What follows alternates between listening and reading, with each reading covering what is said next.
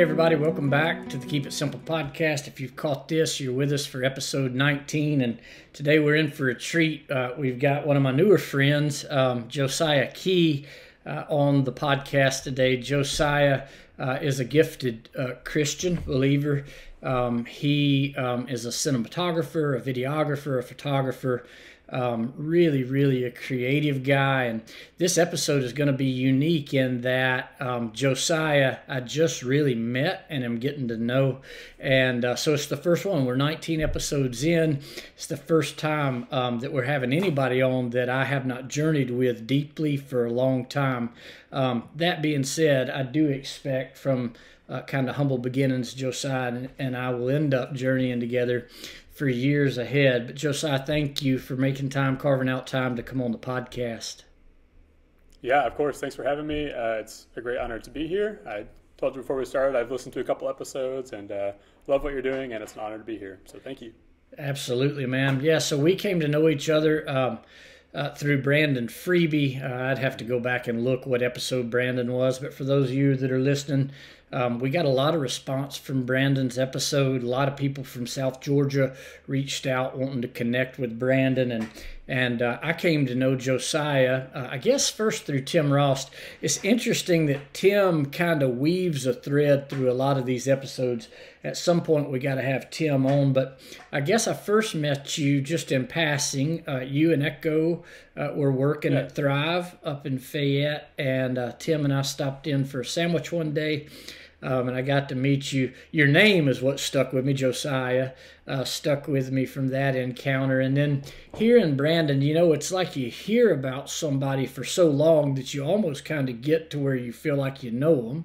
Yeah. And then you finally get to meet them. And so hearing about you from Tim and Brandon, and then finally getting able to sit down and have a meal with you a few weeks ago, then kind of begin a relationship and get to know you has been really cool.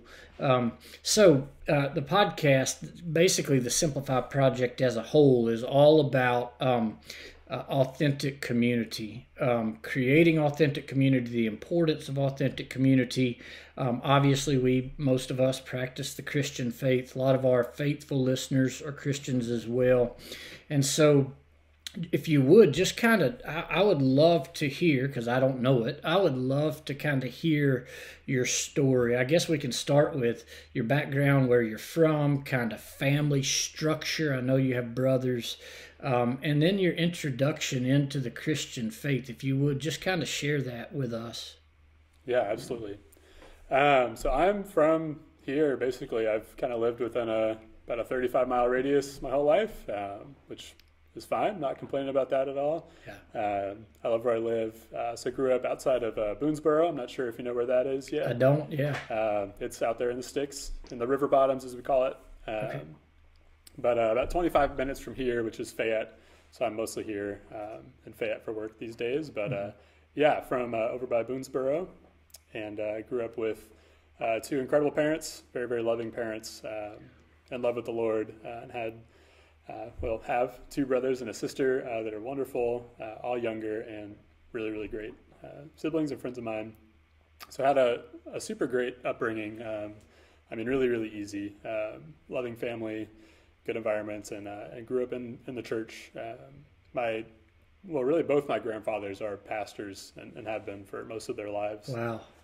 My dad's dad is in Boston, so I don't see him a whole lot, and he's since retired, as has my mom's dad. But my mom's dad is a pastor and has pastored many churches all over Howard County, New Franklin, I think Centralia, and most recently Boonville First Christian Church.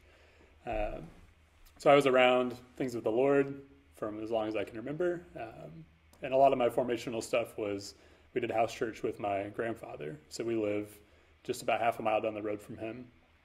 And he started doing house church with us probably when I was 6 or 8, something like that. And wow. He started just kind of reading the Bible with us and teaching us just with me, my siblings, my parents, and my aunt and uncle and their kids. And that was really impactful for me. But I also grew up in faith family, which is where I'm sitting right now. So my parents were the youth leaders for a little while. And I was going here from I think the time I was born until probably around 6 or 8 when we transitioned to house church. And that was really just, it got complicated to get 4 kids into town for church every week. And we started doing the house church thing.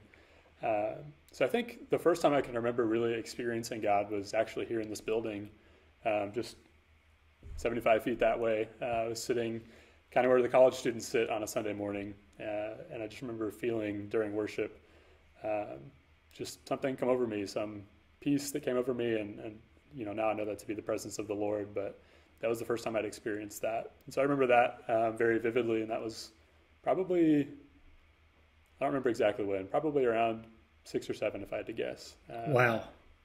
I remember that. And then the second one that really sticks out to me was when I was 10. I remember I was always afraid of the dark as a kid. Mm-hmm. And I remember one night just laying on my bed, really frightened of, I don't really know what, but I remember just calling out to the Lord in that moment and feeling immediately comforted and that fear removed. And it was just like, man, this is real. This is something I can get behind and really put my trust in. So I remember getting baptized, I think a couple weeks later by my grandfather, my mom's dad, in his farm pond. And that was kind of the start of my faith walk. And then, unfortunately, I have to say I kind of stayed in that state of being a baby believer, as we say, for probably the next 7 or 8 years, all the way through high school. I believed and I prayed from time to time, but never really opened the Word, never really engaged in community beyond our little house church circle. I just kind of lived in that state for all the way through, school. And then I would say really the next encounter I had with the Lord was when I was choosing a college to go to. So all through high school, I planned on doing engineering of some sort, either like mechanical or electrical. That was kind of my plan all the way through high school. And I just felt the Lord through, he was my band teacher at the time. He was starting a music ministry program at Central Methodist University here in Fayette. Mm-hmm. And he told me about it. He offered me, like an interview basically to join the program because I was going to be one of the first people to go through that program with him. And it was a total 180 from where I was headed, of course. And I'd even just started playing music like the year before, so that was not really something in my wheelhouse. But for some reason, it just, again, that sense of peace and that sense of calling came over me again. Mm-hmm. And so I pretty quickly committed to that and ended up going to CMU to study music ministry. And that's really where I began to grow and my faith began to take root in my heart. I think it was seeing other people my age living out their faith.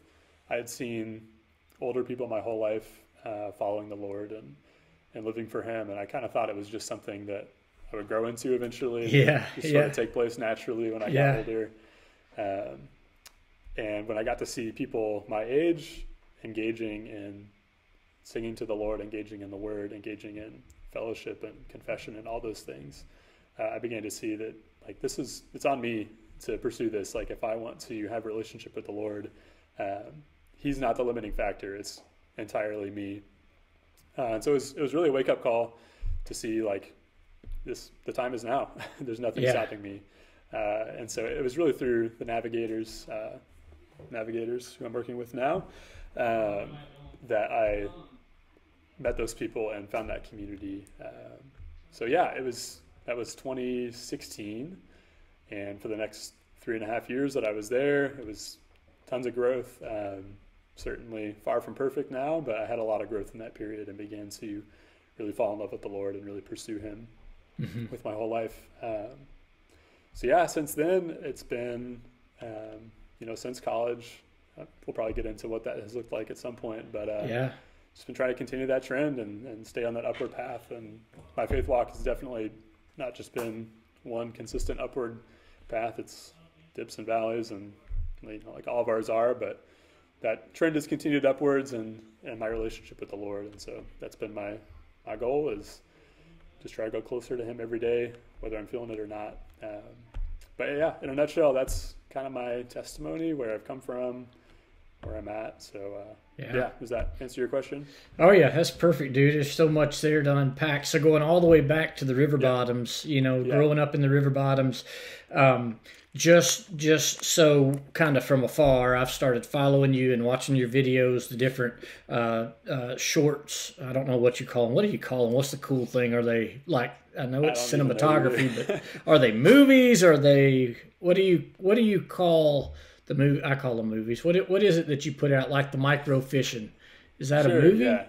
I guess you could call them short films. That feels like a little bit pretentious to me, but yeah, just videos. Sometimes Yeah. like I guess you could call them reels.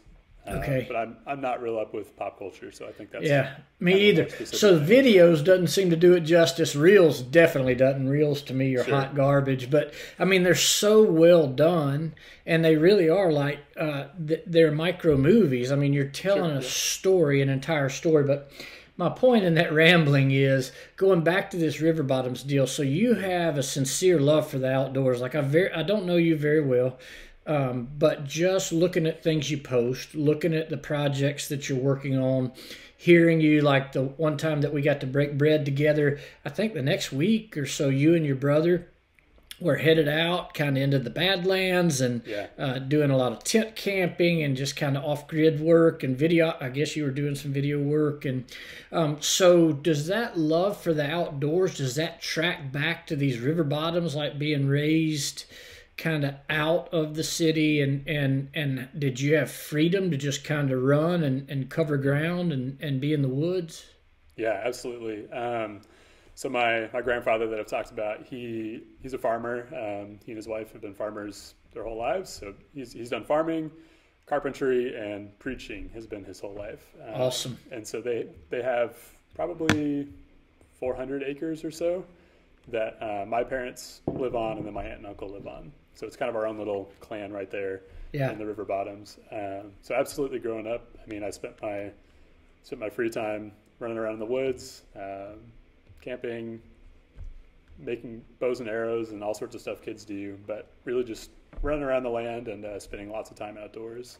I was homeschooled for the first part of my life until about third grade, and so I didn't have a lot of like interpersonal interaction with other people, and so like a lot of my early life was just spent kind of outdoors, a lot of it on my own, and so definitely I think a love for the outdoors comes from those raisings. Yeah.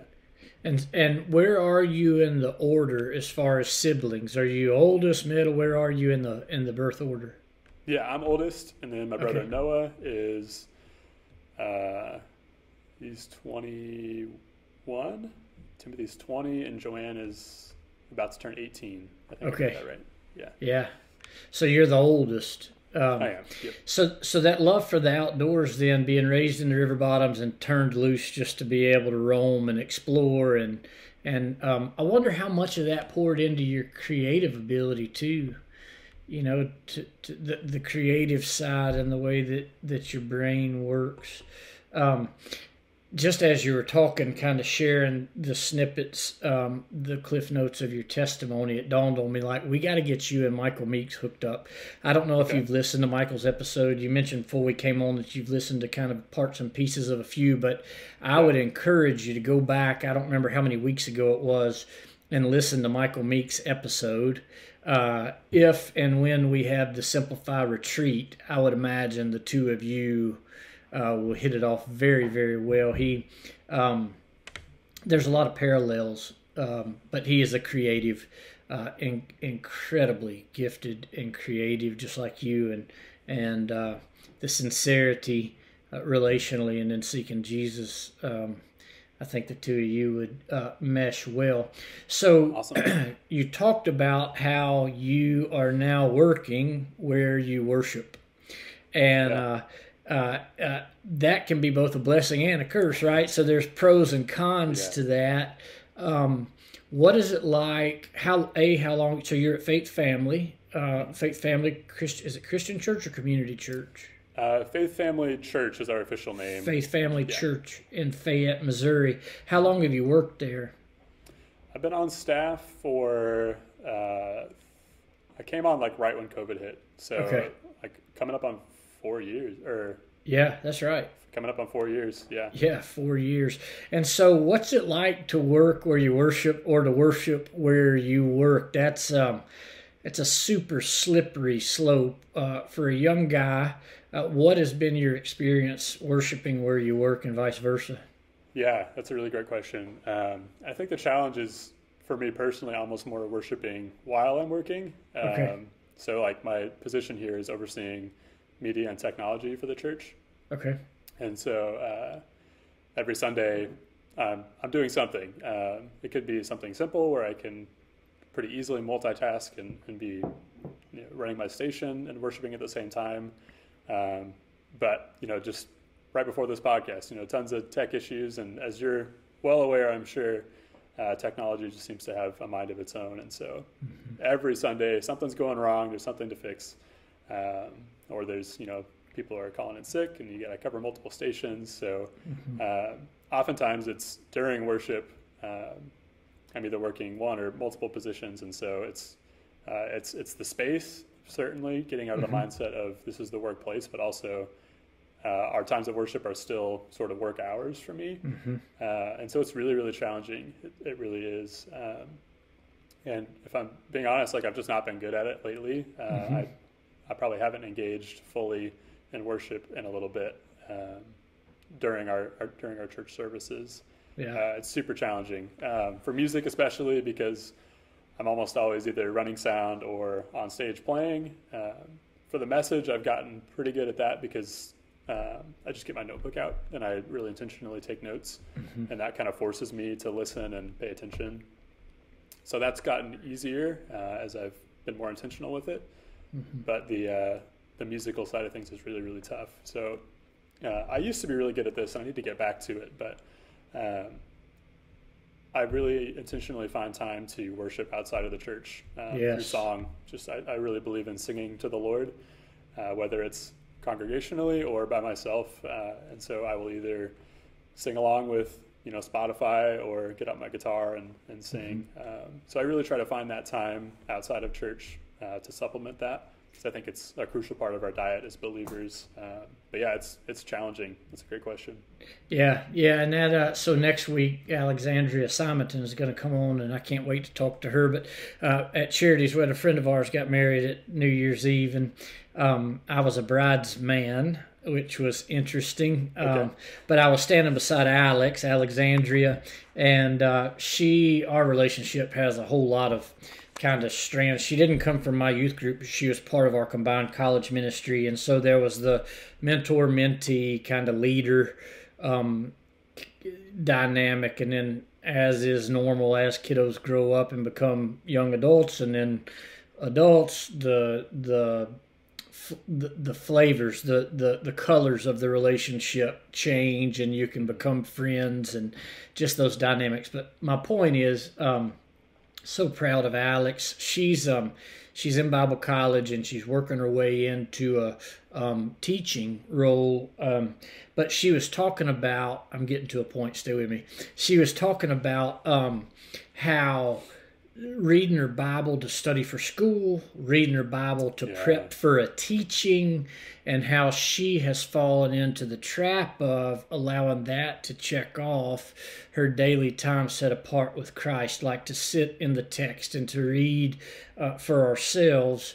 I wonder how much of that, I know in my own life, because she was asking me, do you deal with that? How do you deal with that? What are some of the rhythms that you have in place, to kind of safeguard that? And I wonder if it's that way with people in different areas, worship ministry areas, not just teaching. It could be music, or are you in charge of everything that's on the screens, like building out ProPresenter and all that stuff?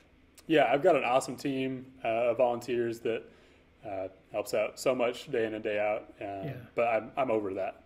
Yeah. And so, so it is that, to your point, it's being intentional to set up those third spaces, that other time and space.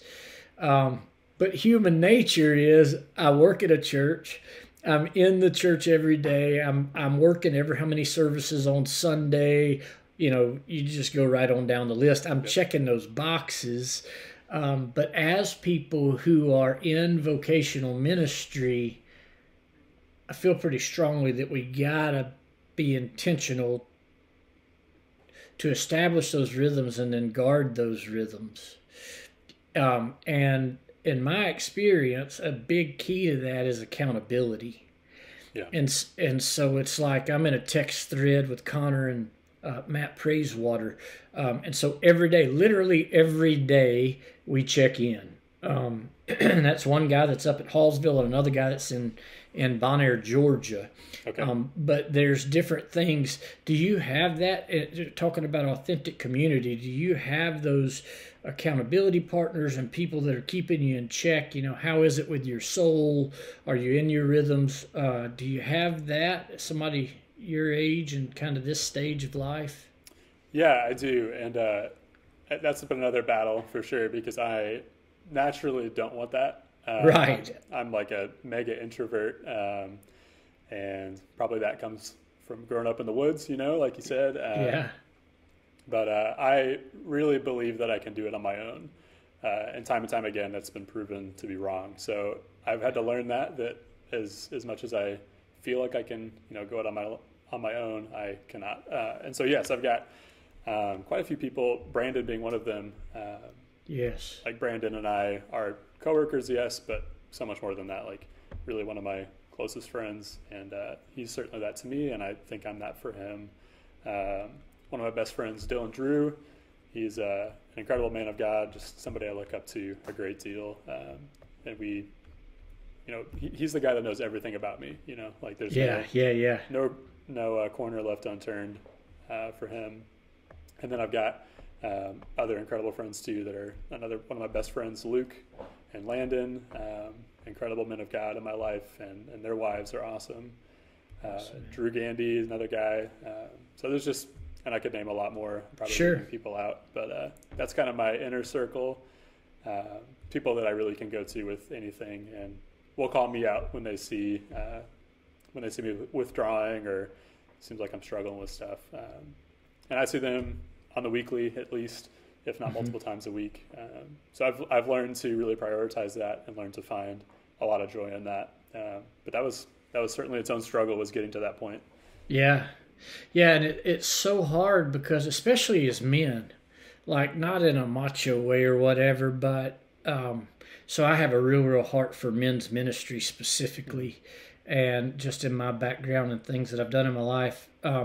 But so often men specifically want to go it alone, and we think that we can do things on our own, and the authentic side of community there, to where you give somebody permission to call you out, and when they do check in, you don't bluff them, right? So it's like you love me enough to ask me a question, I'm gonna love you enough to give you the honest answer, even if it maybe not something that I want to share. It's interesting that you say you got one guy that knows everything about you. That's actually really impressive to me. So I have 3, but as a defensive person, I always worry that any one of them could like take me down or whatever, which sounds ridiculous. So I'm diversified. There's 3 guys collectively, and they don't know each other. But those 3 guys collectively, there's nothing about me that somebody walking this planet doesn't know. Yeah. But which just sounds silly to say out loud, but it's very true. But that's huge, as believers, to have that accountability, to have that community, to have those parts and pieces in place, especially doing vocational ministry. Because when we're not when we're not motivated and we're not feeling it, to stay in those rhythms and to get up and go through our processes is a key piece. It's like before we came on, I prayed, I'm not sure why, just spiritually, but I prayed that you would always have somebody pouring into you. I guess the Holy Spirit thing there, but as somebody who is always pouring out to others, serving people, loving people, trying to go the extra mile, to tend to people, it's very, very important to always have somebody pouring or somebody's pouring into you, because you can't pour from an empty vessel, right? And so I'm thankful for Brandon. That guy is freaking amazing. Mm-hmm. Yeah, that Absolutely. Guy, he's a rarity in my life. Usually you hear about somebody and then you encounter them and get to know them, and the longer you journey with them, the less you think of them. I don't know if that's been your experience. Yeah. But in my own life, like, I hear things about people and I have high expectations, and I meet them and we begin to hang out, and then it's like as their character unfolds, I think, he has not been that way. Yeah. The longer that I've journeyed with him and the deeper that we go, the more I'm impressed by his character, his integrity, just who he is as a human. What a gift to have him in your life, pouring into you. Absolutely. What I love about him is he does not try to, he doesn't try to fit any picture of him that you think he should have.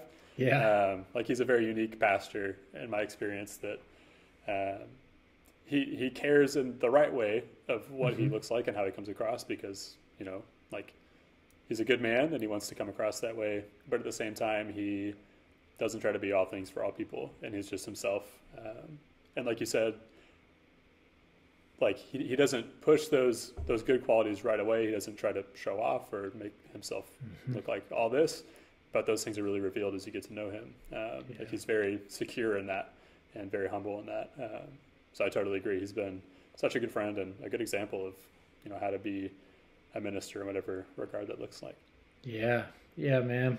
So other things that I've made notes here, you talked about navigators, and that was really, so the importance of your grandfather, your family, your grandfather pouring into you, the spiritual development then, and then to be baptized at 10. And then there's kind of this hibernation from 10 to 17 or 18. Yeah. I love the way that God works through relationships. So through the music program being launched at CMU and you finding your way there, is that when you connected with the Navigators ministry, was as a freshman at CMU? Yeah. And it's funny, like, I cannot remember the first time I met Clayton, is the guy that was the director at the time, Clayton Kreisel, and his wife, Amanda. Okay. Incredible people. He discipled me and was one of the huge factors that led to me really starting to walk with the Lord. So I cannot remember how I got started there, to be honest with you. Like, I don't remember the first time I met him. I don't remember the first time I went to Navs. So I don't know exactly what happened there, but I just kind of found myself in this community of people that were real and just passionate for the Lord. And then I do remember the time that Clayton asked me if I wanted to do discipleship with him. And I remember, because it was, like, really scary. I was incredibly shy and closed off. Probably am those things still, but was much more so at the time. And so the idea of opening up to somebody and talking about my struggles and, whatever they wanted to talk about, it was really frightening. And I didn't know him well at the time, but he began discipling me, and that was all through the Navigators, through that program. So it was huge. I mean, I don't know where I would be without that organization and without Clayton and Amanda. So absolutely foundational and instrumental in my faith. Mm-hmm. And that's one thing that I pressed when I was doing youth ministry, college and career age ministry. But I try to tell young people who are going on to college campuses, even people who are staying local and living at home but then commuting in for classes, we hammer, get connected with a campus ministry. And I'm always dumbfounded by just how few of students actually do that. It drives me crazy, because I understand that it is uncomfortable, right? And so it's new places, new faces, new environments, all of those things, trying to find a spot that fits, and it's inconvenient. I've learned that most things in obedience to the Lord are uncomfortable and inconvenient. more times than not, if we're being obedient to the Spirit's leading and guiding, we're going to be drawn into these places that are uncomfortable and most often inconvenient. Every once in a while, it's places of comfort and convenience. Like us meeting and hanging out and beginning to form a relationship, comfortable and convenient. Yeah. But more times than not, it's in these places of discomfort, uncomfort, and inconvenience. And so, just in, what is this, episode 19, there's a common thread. There's so many threads that are running through these episodes, but one has been the importance of people when they're 18 to 22 getting plugged into campus ministries. Like I think about my friend Trevor Ward, whatever episode he was, he talked about the Wesley Foundation and how instrumental, he met his wife there and pivotal that was. You with the Navs, just multiple people who are talking about the importance of staying connected to authentic communities of faith in this self-discovery, because I don't know, I guess everybody's different, but for me, in my opinion, there's kind of these windows of self-discovery, and the first major one is when we turn 16 and get a little independence and we can drive, there's accountability there, and integrity or lack of begins to show up. But then this huge season of development when we hit 18 and we're legally adults and we go into that 18 to 22, 18 to 24, that is really the first pivotal kind of formational season of the rest of our lives and who we become. I would say that marriage is another pivotal, and then parenthood, obviously, is another pivotal. But I don't know that any is more instrumental in our development as people and Christians as that 18 to 24, 18 to 26, and so the Navigators, that's a national group? Is that, I'm not familiar with the Navs. I mean, I am from you and hearing Tim talk about Navigators, and so that's a national ministry. Yeah, international actually. Okay. So it's based in Colorado Springs, and I know like a fair amount about it, but it's sort of a unique situation with our campus. Okay. So our directors, Brooke and Luke, are employees of the Navigators, but like we're partnered with Faith Family here, which is, I believe, awesome, completely unique to our situation. Okay. So it's like they're also employees of the church. It's a little bit of a different dynamic, but I'm a step further removed from that, where my main position is the media and technology, but then a portion of that is helping them out with the Navigators. So all that to say, my understanding is a little bit lacking from what a true Navigator staff member would have, but I'll do my best. But based in Colorado Springs, started in, I think, in the 40s, by a guy named Dawson Trotman. He was in the Navy and started meeting with guys to read the Bible. And it started with, I think, just like one guy, and then grew a little bit, until it was a pretty big group on this battleship. And some of the captains or higher-ups kind of heard about it and wanted to figure out what was this underground meeting about. And so they met up with Dawson and talked about it, and they said, that's fine, you can keep doing it, but you need a name. And so he kind of on the spot, I think, said, we're the Navigators. Wow. So I might be mixing up some of that story, but that's the gist of it. But since then, it's grown into a huge organization that sends missions all over the world. I'd say their focuses are missions and like young adult ministry. So there's a huge emphasis on college ministry. So there's campuses all across the nation, and I think there's a couple college campuses internationally, and then mission trips all over the world. So we've sent, just like our campus has sent trips to Uganda and South Korea, and probably some other ones that I'm not thinking of right now. But it's a very big organization, but they really give a lot of autonomy to individual campuses. So it really feels like our ministry, which is special. So Sweet, man. Yeah. So are you seeing, is there, it sounds like you said it's unique. Is there a cross pollination? Are you seeing students from the Central Methodist University Navigators, are they showing up at Faith Family on Sunday mornings to worship with you all? They are, yeah. So I don't know about encourage because there's lots of options. There's many different churches in Sure. town, but we certainly share, like, if you're looking for a place to worship, come do so at Faith Family.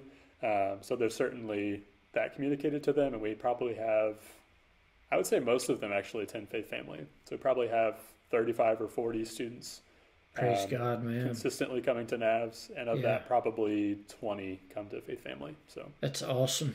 That's because there was always a gap. I say always in our context there was a gap. Thursday nights was church for the majority of our young adults, and not to pad numbers, not for a look, not for the church to get young or all those different motives, but really just wanting young adults to connect in the overall life of the Little C Church. There was always this gap trying to get our 20-somethings to come to Sunday morning worship. And thankfully, eventually, one of the local churches that poured into our combined ministry saw the need and really, really made an effort to graft in, to get young and to get relevant and to try to graft in those 20-somethings. And it worked. Connor was a big piece in that. So that's awesome. That's extremely encouraging that the navigators at CMU are connecting to a larger faith community and getting plugged in to the life of your local church. That's amazing, man. yeah, it's super powerful, and we're just so thankful for that unique relationship. It's been really, really cool. So I want to ask you about discipleship. You said that, did you say Clayton? Is that name right? Clayton? Yep. Mm-hmm. Discipled you. So years and years ago, it bothered me, the text, go therefore make disciples of all the nations, and so you can, I did this one time, you can just throw a dart. You can go to almost any church's website, and if they've posted a mission statement or a core values statement, it's going to have something about make disciples, right? Yep. And but then the part that really bugged me is if you called those places, which I did a few because they were friends of mine, and you ask, okay, the goal of the church is to make disciples, like the actual commission is to make disciples. What are you doing to make disciples? Like, what's your discipleship program look like? And I would get answers like, well, we have Sunday morning worship, and we have men's Bible study, and we have this, and we have that. And I'm like, no, like, what is your actual discipleship process? Yep. Like, not your ministry offerings and these different lanes of ministry. Like, how do you disciple people? And I forget now how many I called, but it was a lot, double digits.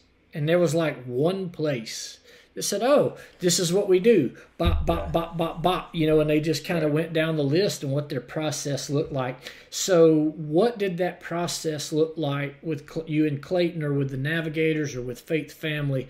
Like, you say that he discipled you and took you through that process. In your experience, what was that? What did that look like? Yeah, too true. I mean, it's such a huge commandment, and like, really, I feel like the whole purpose of the church is discipleship. And anyway, not to reiterate what you said, but I totally agree. So for Navigators, it's huge, absolutely huge, both in the context of the international organization, but also our campus. Probably if we had to forgo either the weekly meetings or discipleship, we would ditch the big meetings and just do discipleship. Amen, man. It's just so important. So for Clayton, he discipled me for like 2 years, so there's a lot of ground covered. And he had a whole library of tools, worksheets, booklets that walk you through either a topic or a section of scripture. We did some evangelism training. We would go out and talk to people. I remember one time we just sat down and read like the entire book of Romans. in one sitting, which is really powerful. But just devoted to prayer and diving into the Word and teaching, really one-on-one. It was actually one-on-two. Another one of my best friends, Arnold is his name, who's he's living out in California now. So yeah, I know Arnold. Yeah, that's right. You do. Yeah. I got to meet Arnold. He's awesome. He's also one of my best friends under the sun. And we should have him on. We should have Arnold on this thing. He would be, you could talk for hours and hours to him. That would be really awesome. Yes. I can make that connection if you want, but yes, awesome. Let's do it. Yeah, so it was actually a one-on-two. So Clayton discipled both of us together. Okay. And so it was just, there was no cookie cutter. It was clear that he had sort of a rough process and sort of a list of categories that he felt like were important to impart to us. But there was no step-by-step procedure because everybody's different. And that was really clear to me. He was willing to be flexible and make changes and really do whatever he could to accommodate for what we needed spiritually. So yeah, whether it was reading the Bible together, whether it was just praying for each other, going out and training, just doing fun stuff sometimes, whatever that looked like. There was, again, kind of a body of information and a body of preparation that he had put in to draw from. But it was very much relational and just focused on like pursuing the Lord together. Cool. So that's certainly something I've tried to bring into my life as I begin to disciple, and I, just to be honest with you, feel like very inadequate and unprepared to be discipling, but I have been for a couple of years now, and despite me and in spite of me, the Lord has done some amazing things. But I've really learned that it cannot be cookie cutter, it can't be step by step, but there's also a great deal of preparation and work that goes into it. So that's certainly what he modeled for me. And that was my next question: is the way that Clayton went about it with you and Arnold, is it repeatable? But it sounds like there was enough structure, but it was loose enough. So is the way that Clayton went about discipleship with the two of you, in your opinion, is that repeatable? Can you take what he modeled and repeat it? Yeah. The overall, the vision, I think, is repeatable, and the intention, the purpose behind it. If we were to do, one-to-one, what he did day one is what I would do day one, and all the way through to the end, probably not, because we all learned at different paces. And me at a very low pace, very slow pace. So he probably had to, bump things down for me quite a bit. But I think the heart, the intention, the vision behind it is not only repeatable, but something I really want to repeat because it was so pure and so focused. But in terms of the exact process, probably not. Although I've drawn from his body of resources. Like he gave me a whole big Google Drive folder full of resources to draw from. So I've used those quite a bit. Awesome. So yeah, I think bits and pieces and the overall vision, but in terms of day to day, I think that's got to be person specific. Yeah, so the reason I ask all that, I'm fascinated by discipleship. I think the church, especially the North American church, but I think the church fails at discipleship, and that's not, I'm not being ugly in any way, it's just an observation. Sure. I think that we should be focused on discipleship. I think the church exists to create disciples, to woo people out of the world and into a relationship with Jesus, and to equip them then to repeat the process. And so we worked for a long, long time. I say we, just a lot of people in connected ministry worked on how do we flesh out a one-on-one discipleship process that's repeatable. And because buy-in is so low, it's like, so when you go to a person, so you see the flicker of the Spirit of God in them, you can tell that they're right on that cusp of breaking over into freedom, and in your knower that, if we could just take them through these processes, that they would open themselves up and ignite, and then off to the races, And so what does that look like? So we over the course of years came up with an 18-week process. And it's not black and white for sure, and it's certainly not perfect. it is repeatable. So, I mean, the thought process is as a person finishes, they should be equipped then to be able to go and invite another person into that relationship and repeat the process. I was just curious. You said discipleship several times and talked about Clayton. I'm always fascinated by the way that different communities of faith, churches and relationships go about discipleship. So, so changing gears again, then, so to talk about the creative side, your creative side, and so impressive, man. As a creative, certainly not digitally, but as a person who is artistic and loves to create with leather and different kind of media. So at what point, like at what age did you realize that you were drawn into the arts, whether that be music or digitally? Like, when did you realize, okay, this is how God made me? Yeah, at some point I want to come back to your stuff because that sounds really interesting. So I want to hear about your leatherworking. Oh yeah. What kind of stuff do you do with that? Well, it was out of necessity, actually. So I rodeoed for a living for awesome. 16 years. Yeah. And so that's what I did for the majority of my young adult life.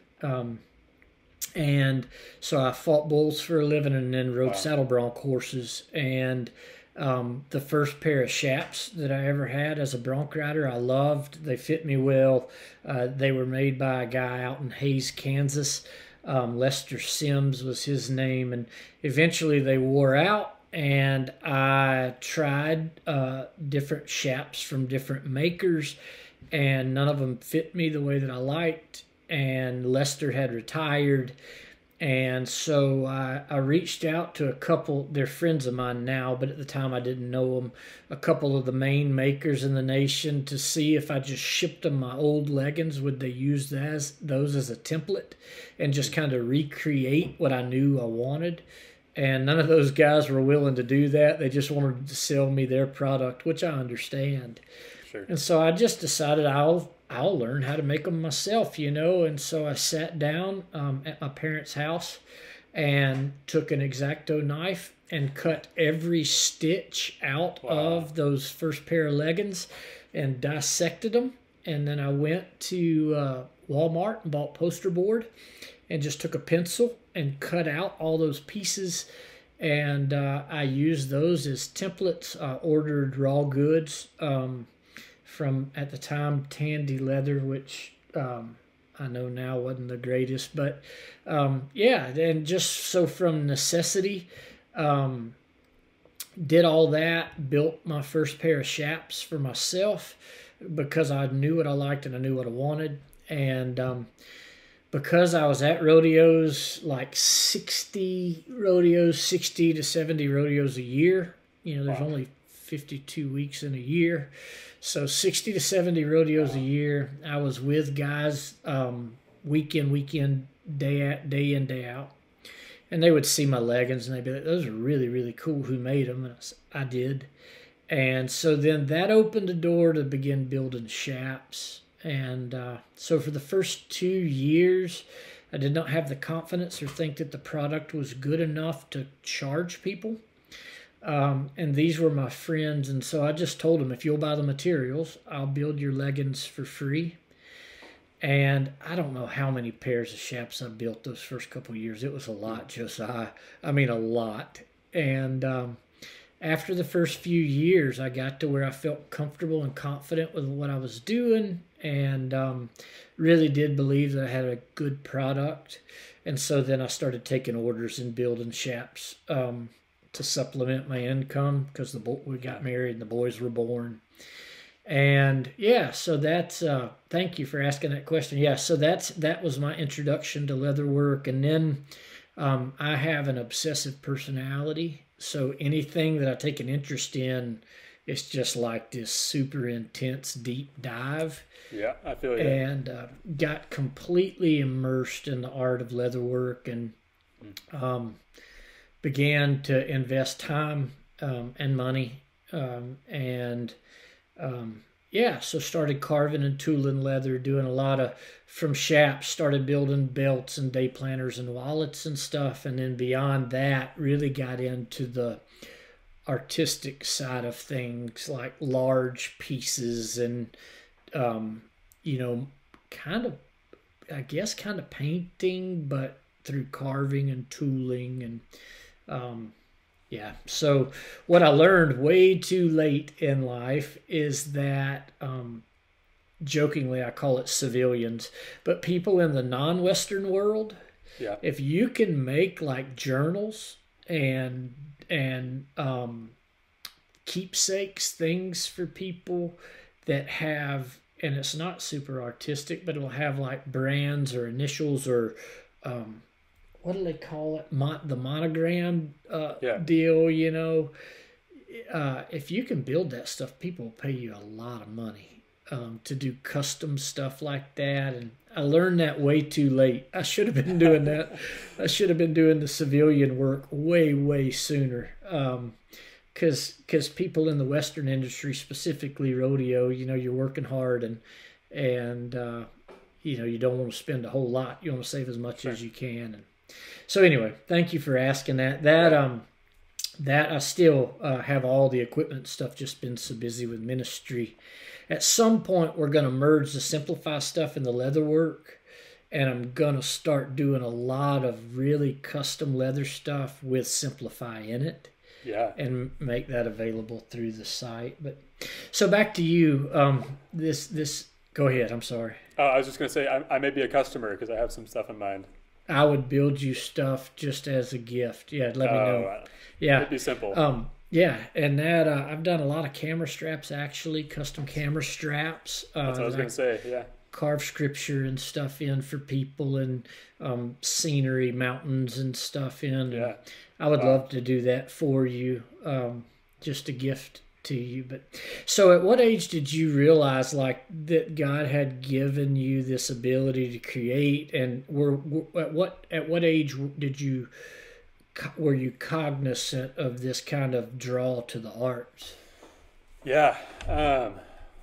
Thinking back, I think the first time I really felt that was I grew up like watching like skateboard videos and stuff. Like that was something I was really interested in as a kid, and grew up on a gravel road and like never got out really. So it was like not really something I could get into.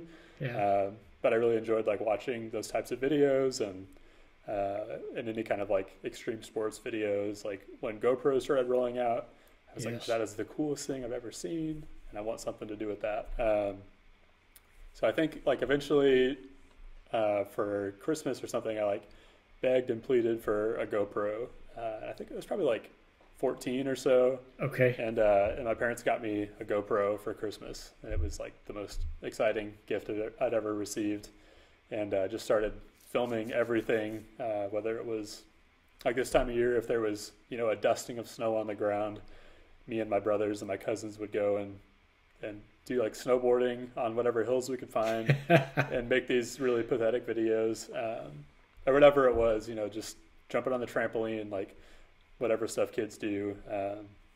Just like started filming stuff and learning how to edit on our ancient computer that would barely run, and just, you know, started kind of making videos. That was really the start of it, probably around early teen years, something like that. Yeah. And just kind of messed around with that for a little bit through high school. Probably kind of forgot about it a little bit. As, you know, you get older, those things, you know, you lose some of that creativity and that fun aspect. So I think kind of fell away for a little bit. I think probably what really kicked off my pursuits of like video and photo were I went to work at a church camp up in Minnesota, in Pine River, Minnesota, called Trout Lake Camps. I went first in, I think, the summer of 2017, and I was the worship coordinator that year. So it was, you know, I had gone to study music ministry, and little side story, like the Lord kind of offered that to me through my friend Landon, and I was very, very unprepared to do that job, incredibly unprepared. And yet I think he called me to do it, and so I went up there, by myself and committed to the whole summer, which was really scary. But I was the worship coordinator there for a summer, leading worship twice a day, 6 days a week for Wow. first through fifth graders. Wow. And it was phenomenal. It was the best summer of my life. Incredible time. So I did that for, let's see, did I do that for 2 summers? Yeah, 2 summers I did that, I think. And then the third summer I came back as the photographer. So I wanted to come back again, but I wanted to try something else. And the guy that had hired me from that camp said that they were looking for a photographer still. And I had never really taken any photos of any quality, but he said he would teach me, and I guess he saw something in me that I could, be good for that job. So Yes. I went up that third summer, and they handed me a camera, and he started to teach me how to take photos. And it was like a whole nother echelon of creativity just opened up, like really connected with it. And it was just phenomenal, like a super fun time taking pictures of kids doing all these activities. And it just opened another door in me creatively. So I saved up that whole summer and spent all the money I made at camp on my first camera, like Awesome. first proper camera when I got back, and started making silly little videos again of, it was a camping trip or whatever that looked like, and starting to take photos. And I'm sure you've experienced this, and you touched on it a little bit with your leatherworking, but it's so funny to me how something you think is so good can look so pathetic like a year later. Like when you first start out, it's like, I think this is really good. And then you work on it for a year and you go back and look at what you did. And it's like, man, I don't want anybody else to see this. That's kind of been my, like a cyclical experience. Even if something I put out a year ago now, I'm like, man, I had no idea what I was doing.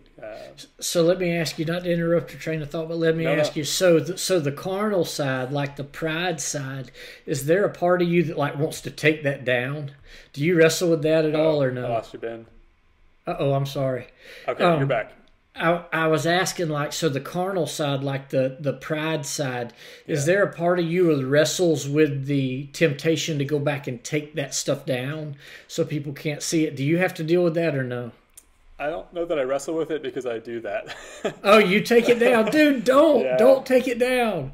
I just took down a couple of videos like a couple of weeks ago. Oh, man, I would encourage you to put them back up. But anyhow, it's good to know that, Connor and I talk about that a lot. Different people that we're in relationships like this.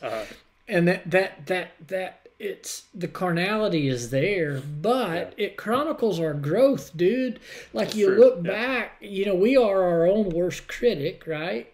And you look back and it's like, gosh, I've learned this and this and this since then. Other people don't see it that way, but sorry to interrupt your train of thought, but I'm with you on that. I don't know any creative I've not met and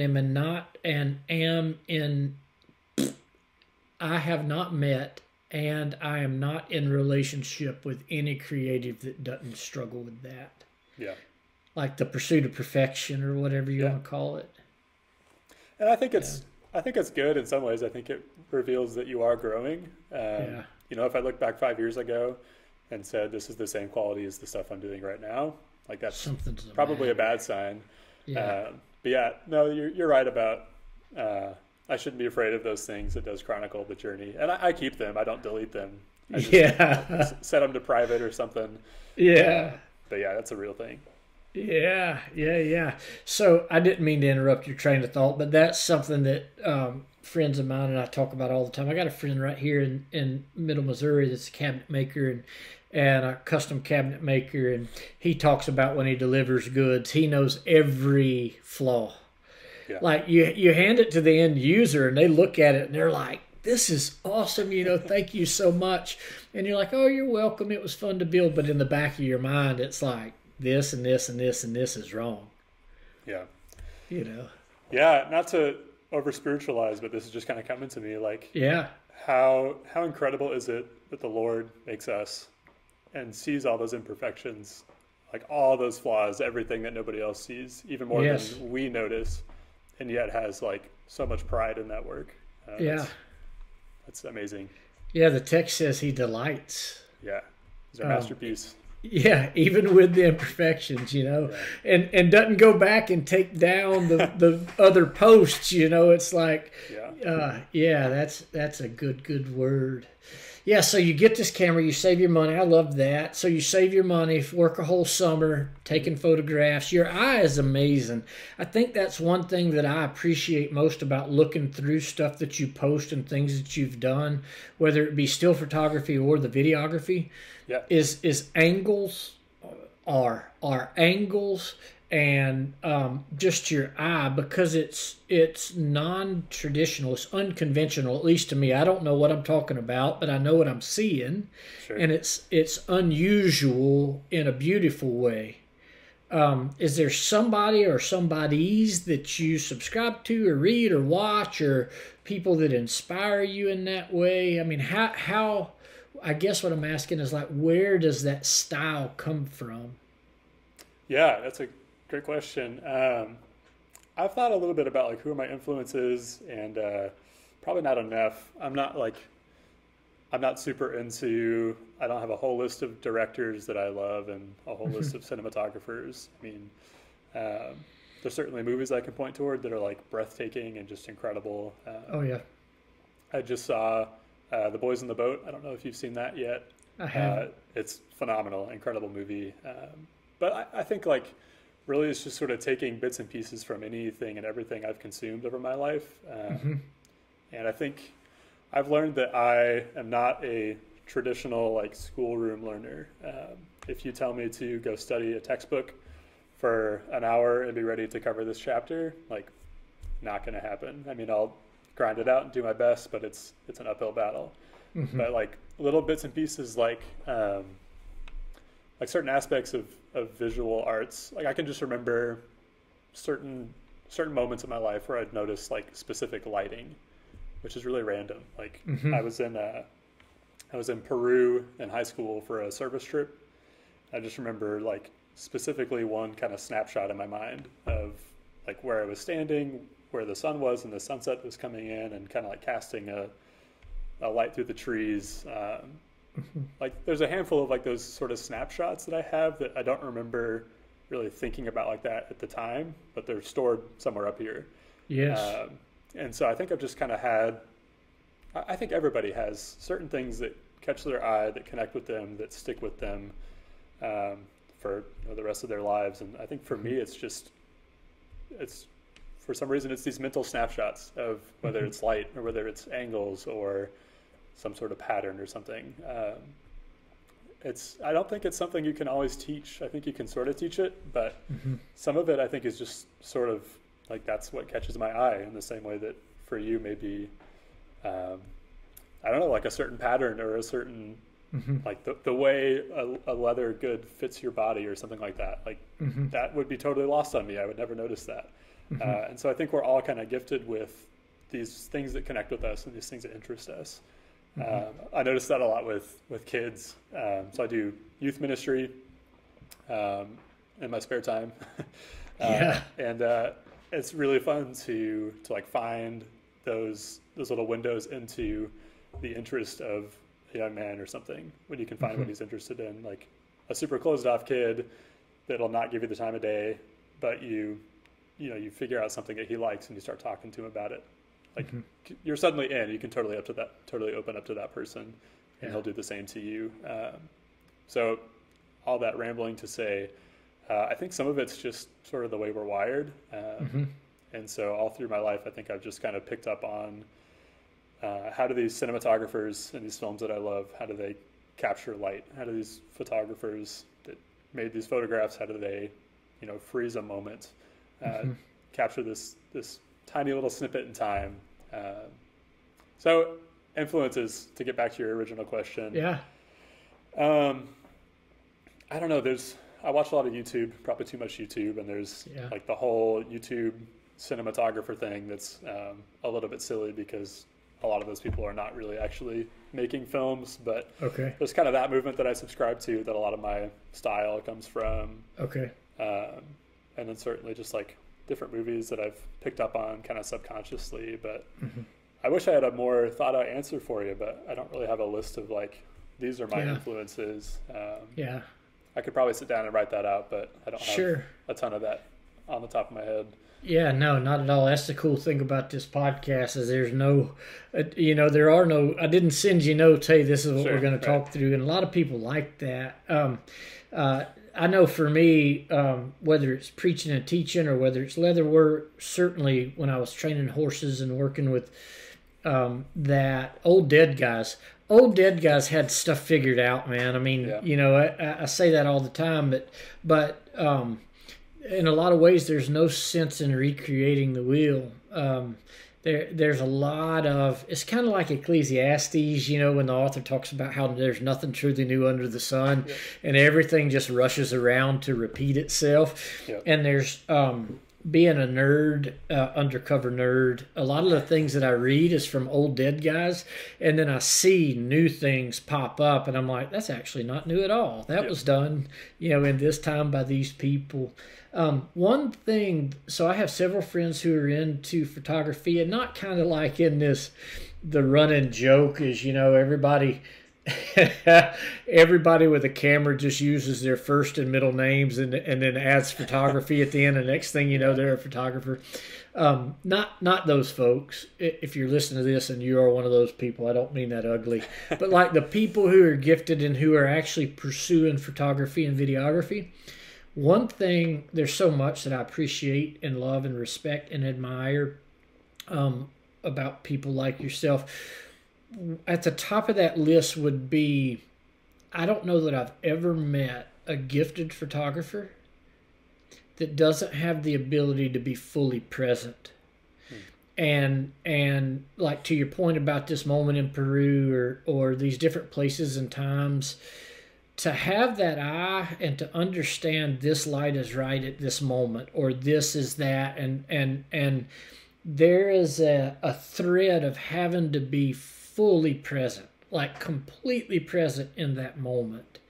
And as somebody for somebody who struggles with that, who really tries to make an effort to slow down and be fully present, it's a characteristic that I admire. But all of the gifted photographers and cinematographer people that I know, they have that ability to be fully present in a moment, complete awareness in that moment. Is that something that you experience? I mean, are there those moments where things just kind of slow down? Yeah, I think so. And I think some of it's natural, and I think some of it is really intentional and probably honestly fear-driven. I'm still a youngish guy, but like starting to, 26 is the first birthday that was like, man, I'm starting to be an adult here, and like time is passing, and this year has felt much shorter than the last year, and that year shorter than the year before that. And so honestly, I think a lot of it is like fear-driven of these moments are just flying by, absolutely flying by. And so for me, like photography and video is kind of a way to preserve these moments. To be aware and to like, it's just so profound to be able to capture like a split second in time and to be able to go back to that, like that incident in Peru. Like I have no photo of that. There's no picture that exists. That was just mental. Yeah. Never. Oh, I missed that part. So you didn't have a camera with you. Like that's just in your. Yeah. Wow. And I've got kind of a catalog of those of like these moments that I intentionally think of because I want to keep them, but I don't have that photo. And that's why I say I think some of it's wired, because that was like before I was even into photography at all. And even moments like further back into childhood that are like these very vivid snapshots. So I think some of it's gifting of ability to be present. Like I think that's real, but I also know that I don't always have that. Like it's a temporal thing. I also daydream a lot and can find it hard to be present and can be kind of a space cadet sometimes. So there's another aspect that's very intentional because of that, like realization of how fleeting time is and just the desire to kind of slow it down a little bit. That's good, dude. So you've been so gracious with your time. I just kind of before our time runs out, I want to talk about kind of the vision, the hopes, the dreams that God has planted in your heart with Launch. I know that. So for those of you that are listening, you can find Josiah through our Simplify Instagram. For sure, we're following him. Just today, I went and saw your Launch page, and so through the Simplify Project, if you look through there and just search Launch, you'll find that Launch page. The website, I guess, is under construction. You're working on that and getting that done and finished and ready to go out. Yeah, it was going, and then I yesterday pulled it down. I'm totally redoing it, so it's under renovation, but it'll be back up soon. Awesome. So just want to talk about hopes, dreams, kind of the future, what you envision in and through Launch, your offering to the world through that work, and then what services you offer, because if there's folks who find this and listen to this that can use you and employ you, that would make me incredibly happy. So let's spend the time that we've got left just kind of talking through Launch, the background of that, hopes and dreams for it, kind of what you're after. Yeah, thanks so much for the opportunity to talk about it. Yeah. So I'll open up with the big challenge with it, which has been kind of narrow, simplifying. There you go, common thread. Yeah. Simplifying what exactly Launch is. I think you've got this podcast and this project. I think I could easily start one called Overcomplicated, because that's kind of my life right now. I really long for simplicity and really value it, but I don't feel like my life is simple right now. So I'm trying to get to that place. So it's so funny that you've come into my life at this time, and I'm excited to keep getting to know you and keep learning about how you do that. But yeah, so I've been trying to define exactly what Launch is. Right now it's branded as audio visual production. Okay. So it's any kind of video content, whether it's commercial stuff for small businesses, maybe it's showing off a product or a space. I worked on a shoot with a coffee company last year that was a lot of fun. Awesome. I did a video that was a lot of drone stuff for a custom home builder recently. It is awesome. That video is awesome. Yeah. Thank you. That was a super fun project, and there's a whole set of stories behind that trip and all that. But I've done a fair amount of weddings, and weddings are they're fine enough. It's not something I want to do the rest of my life, but they're consistent work, and they're usually enjoyable enough, and pay the bills. For photo, I haven't quite figured out how photo works into it yet, to be honest with you. So this is just super real. This is probably terrible marketing, but no, this is what our people, folks who listen to this and actually stay hooked this long into an episode. Yeah, you're speaking their language. Sure. Yeah. So. Not really sure where photo works in, but right now we're also offering audio services. So not to side rail us too much, but audio production is another one of my big passions and something I've got quite a bit of experience in. So I've been trying to build out my studio in Boonville, where I can do recording and mixing, mastering, all that stuff. Yes. So I think Launch is probably going to become much more just video specific. And that this is congruent with the website being under construction. I think I'm going to narrow it down quite a bit to being Launch, just video production is really our goal. Not to say that I'm not willing to help out with those things or to, serve people in those ways, but really for me to define more who's my ideal client, what's really our product we're offering. So that's kind of all in the works right now. But any kind of video production, whether it's event coverage, commercial work, interviews, potentially weddings for the meantime anyway. And then if people need audio services or photo documentation of things, that's way too broad to be advertising. So that's where it's like I got to. It's actually not though. I mean that niche there. So like we are rebuilding our website at the church. Sure. And to have you come on, to be able to hire you to come in, I cannot wait. I can't wait to get you on campus and just kind of turn you loose and so excited about what's going to come out of that. But so for websites, anybody listen to this, if you're building websites or want to redo your website, want photography, videography, voiceover, there's a part in our package that you put in.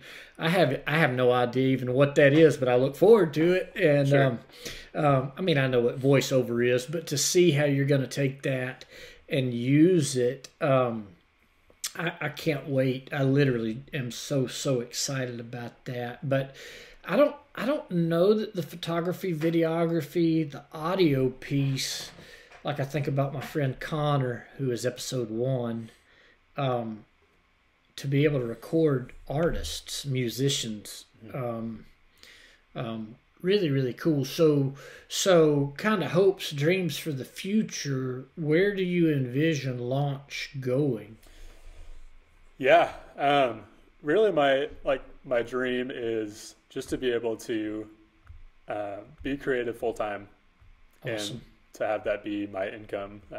Certainly not there yet, but that's the dream. And honestly, that's part of the struggle. Is there's just so many things I have interest in, so many passions I have, whether it's photo or video or audio production. Like those are all things I really enjoy. Yes. So the specific goal is kind of unclear, and that's what I'm working on narrowing down. But the overall goal is I would love to be doing this full time, to be able to really pour my time and efforts into mastering a craft. Because, like I said, right now it's like very complicated. I've got lots of different hats on right now, and I enjoy them all. I really do. But at some point I want to begin to master something rather than just kind of be a lot of different places at different times. So it's sort of an excuse to just do the stuff I love is really the goal. And get paid for it. Exactly. Yeah. To exercise your gifts and get paid for it is would be an incredible way to make a living, provide for your future family, and that and you love to travel. So Yes. whoever may find this, don't limit the idea that Josiah is in Middle Missouri. Dude loves to travel. You've been all over. Like I was looking through some of your pictures. Did I find a video? Was it Switzerland? Did I see a video from Switzerland? I've been so blessed to travel. So Peru in high school, and then I went on a mission trip to Romania in 2016, and then a mission trip to Uganda in 2021, maybe. But I've been to Switzerland twice now. Once was for a production company I was working with out of Colombia. We had like a little staff trip there, and then I filmed a wedding there. Wow! Like in last October. So that video that I just put out last week, was residual from that trip. So I love travel, absolutely, and really, I guess what I would say with Launch right now is it's sort of like discipleship. It's not cookie cutter. There's a pool of things I can offer that I feel like I can provide a value to people, and whatever that is, I want to offer that. So like for people out there, if you're looking for something, like I'm confident in my ability to produce video, photo, and audio, and how that works together in like a really concise business plan, I'm not sure yet. But I'm happy to offer any combination of those things to people wherever that may be. So that's awesome. That's the more concise business pitch. But yeah, man. And how would you prefer them reach out or contact you? How can they find you? Probably the best would be email. So Josiah, JOSIAH @launch-av.com. Awesome. You can email me there, or I'm on Instagram, just my full name, Josiah Kee, JOSIAH KEE. And then we have a launch page as well. I think it's launch-av on Instagram. So any of those places would be great. Yeah, I just found a launch page today. Did you? And to follow along, both from my personal and from the Simplify project. Awesome. Yeah. Awesome, dude. You've been so gracious. I know you're at work. I know that you're sitting literally in the church, carving off some time to visit with us. Thank you so much.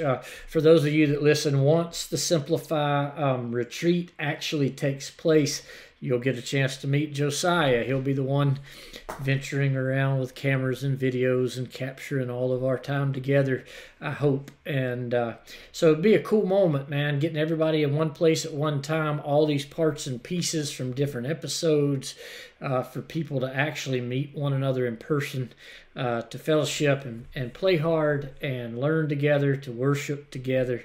I cannot wait. At some point, we're going to make that happen. But Josiah, thank you. We'll have to have you on again. I've been somebody suggested the other day that we kind of have these cross pollinations. So if we have Arnold on, maybe I'll have you and Arnold on. Yeah, there you go. At the same time, kind of build off of that. I'd love to have Brandon and Connor on at the same time.